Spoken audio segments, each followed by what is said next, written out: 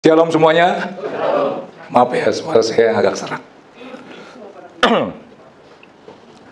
Firman apa yang saya mau sampaikan adalah gini ya.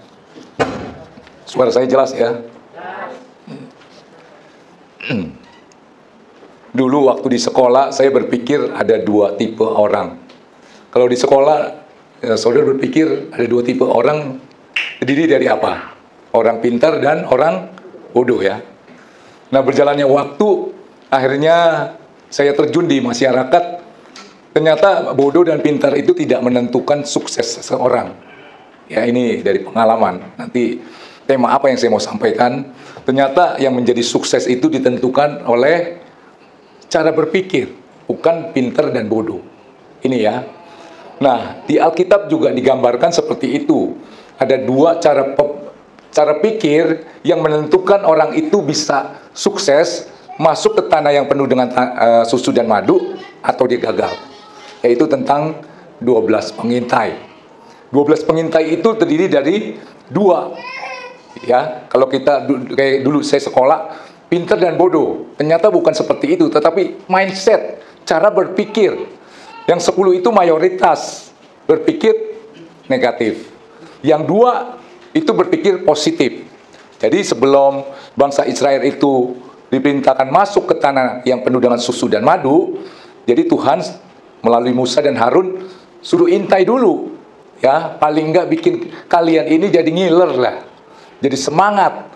Nah, akhirnya 40 hari sesudah mereka intai negeri itu yang dijanjikan Tuhan, kembali nih mereka. Nah, waktu kembali itu punya pemikiran yang berbeda antara 10 dengan 2. Ya, kita baca ini ya. Bilangan 13 ayat 25 sampai 33. Tema khotbah saya adalah mindset kita lah yang menentukan keberhasilan atau kesuksesan seseorang untuk mencapai apa yang Tuhan janjikan. Kalau di 12 pengintai ini tentang negeri yang penuh dengan susu dan madu. Bayangkan dari sekian banyak orang, jutaan mungkin yang lahir di Mesir, cuma 2 lo yang masuk. Itu bukan soal pinter dan bodoh, mindset ya. Kita baca ya. Bilangan 13 ayat 25. Sesudah lewat 40 hari, pulanglah mereka dari pengintaian negeri itu. Kasih laporan ya.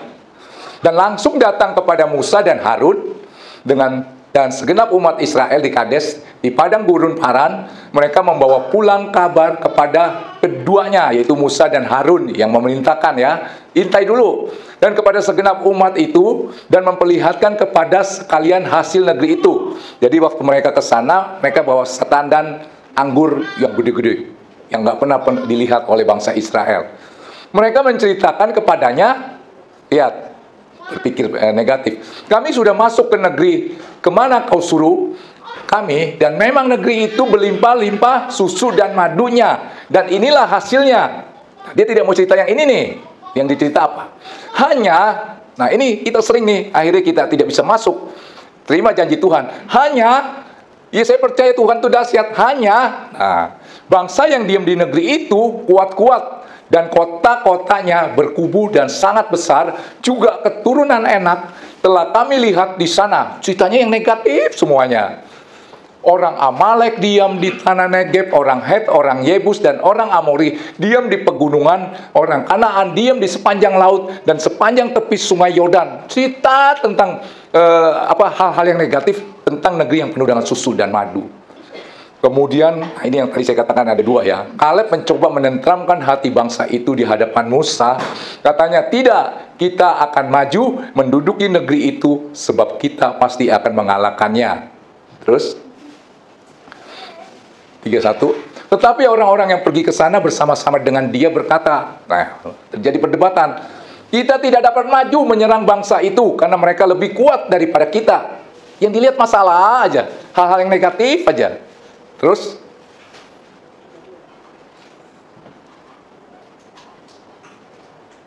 juga mereka menyampaikan kepada orang Israel kabar busuk. Ini pikiran negatif. Perkataan yang menjatuhkan tentang negeri yang diintai mereka dengan berkata, negeri yang telah kami lalui untuk diintai adalah suatu negeri yang penuh dengan susu, salah ya, apa? Nah, saudara bayangkan, suatu negeri yang memakan penduduknya, dan semua orang yang kami lihat di sana adalah orang yang tinggi perawakannya. Next, lihat ya. Juga kami lihat di sana orang-orang raksasa, orang-orang enak yang berasal dari orang-orang raksasa. Kami melihat diri kami seperti, bayangkan, belalang. Dan demikian juga mereka terhadap kami. Emang Tuhan bodoh suruh belalang nyerang yang sana? Dia selalu memandang hal yang negatif. Ini cerita tentang 10 pengintai. 12 pengintai itu gambaran orang Kristen zaman sekarang. Mayoritas 10 ya. Yang 2 itu minoritas. Dan mayoritas itu saya lihat, kenapa mereka tidak bisa mengalami janji Tuhan, selalu berpikir negatif. Selalu memandang fokus di masalah, bukan di Tuhan. Membandingkan persoalan masalahnya dengan dirinya. Maka dikatakan kami seperti belalang. Dia nggak bandingkan masalahnya, persoalannya dengan Tuhannya yang besar. Ini mayoritas, 10 pengintai. Nah, sekarang pandangan Kaleb dan Yosua yang 2, yang minoritas. Bilangan 14 ayat 6 sampai 9 ya. Kita baca dulu, nanti saya akan sederhanakan dalam kesehari-harian kita. Kenapa kita tidak bisa meraih janji Tuhan? Saudara termasuk yang 10 atau yang 2? Yang mayoritas atau yang minoritas? Ya. Tetapi Yosua bin Nun dan Kaleb, 2 orang ini, yang termasuk orang-orang yang telah mengintai negeri itu, saking keselnya sama yang 10 itu, mayoritas, ceritanya tentang yang jelek, tentang janji Tuhan, negeri yang Tuhan janjikan, tentang yang jelek aja. Jadi kesel, dia koyakan pakaiannya, ayat 7-nya. Dan berkata kepada segenap umat Israel, negeri yang kami lalui untuk diintai itu adalah biasa-biasa saja atau gimana? Luar biasa.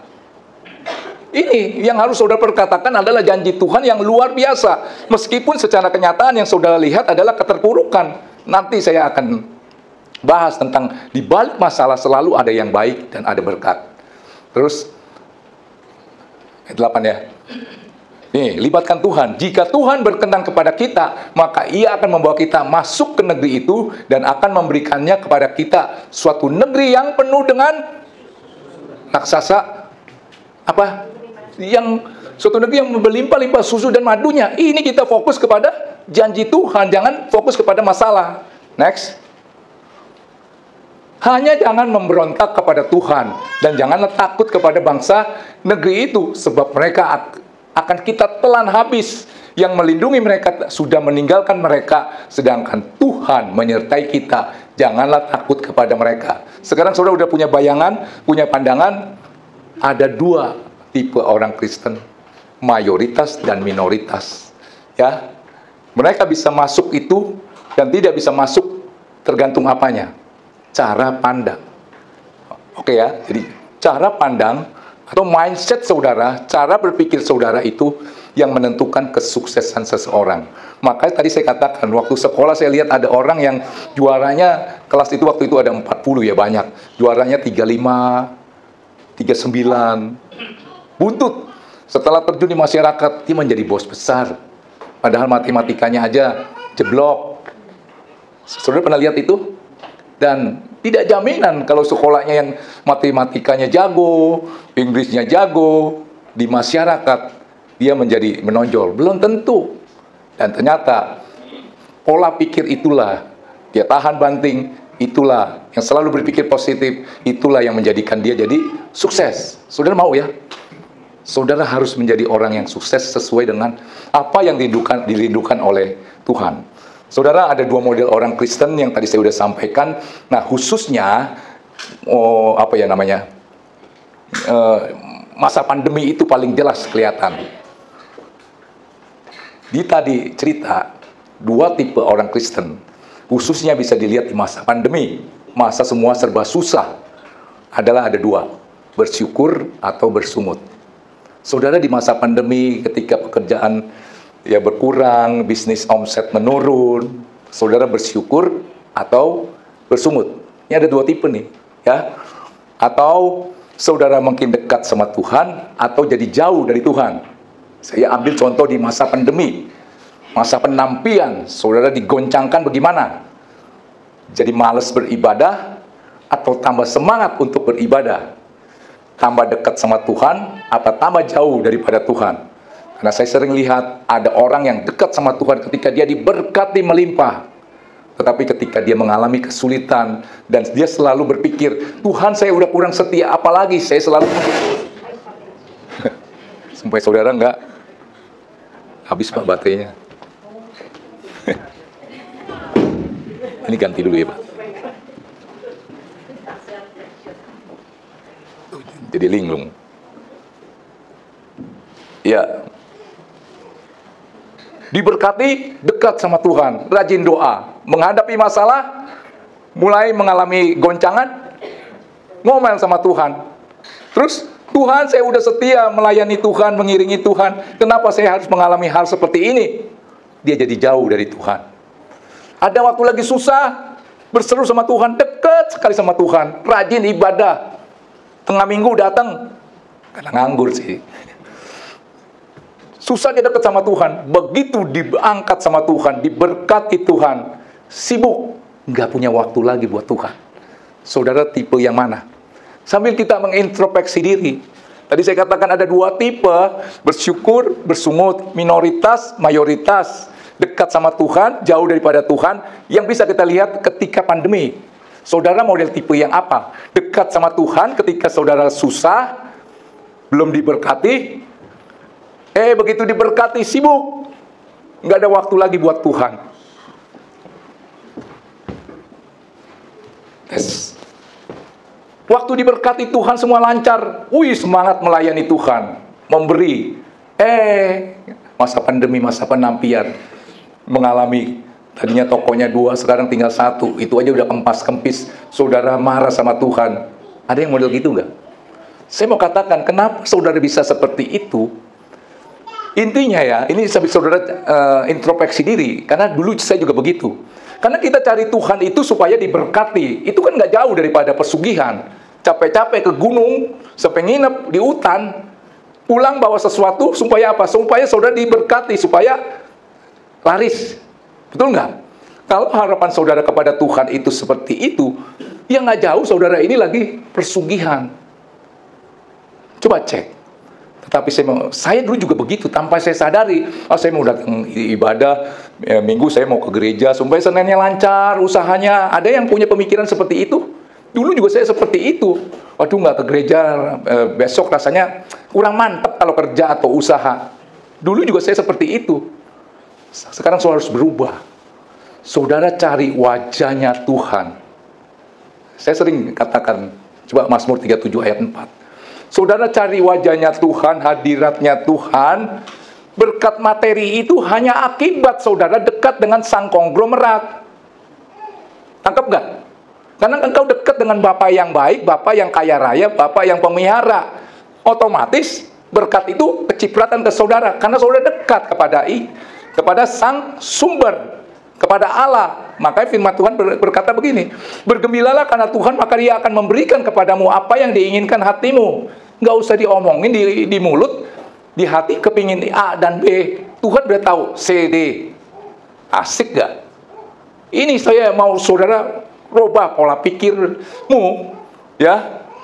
Cari Tuhan apa? Cari wajahnya, jangan cari tangannya. Saya sering katakan kalau saya pulang dari luar negeri, anak saya bersorak-sorai, Papa pulang, saya gembira banget. Begitu dia deket sama saya, dia nggak lihat wajah saya lagi capek apa enggak, sedih apa enggak. Dia lihat teng-tengannya, berarti dia lihat tangannya. Lihat apa? Oleh-olehnya. Saudara sebagai bapak, orang tua sedih nggak? Tangkap ini, ya. Harus berubah, cari wajahnya.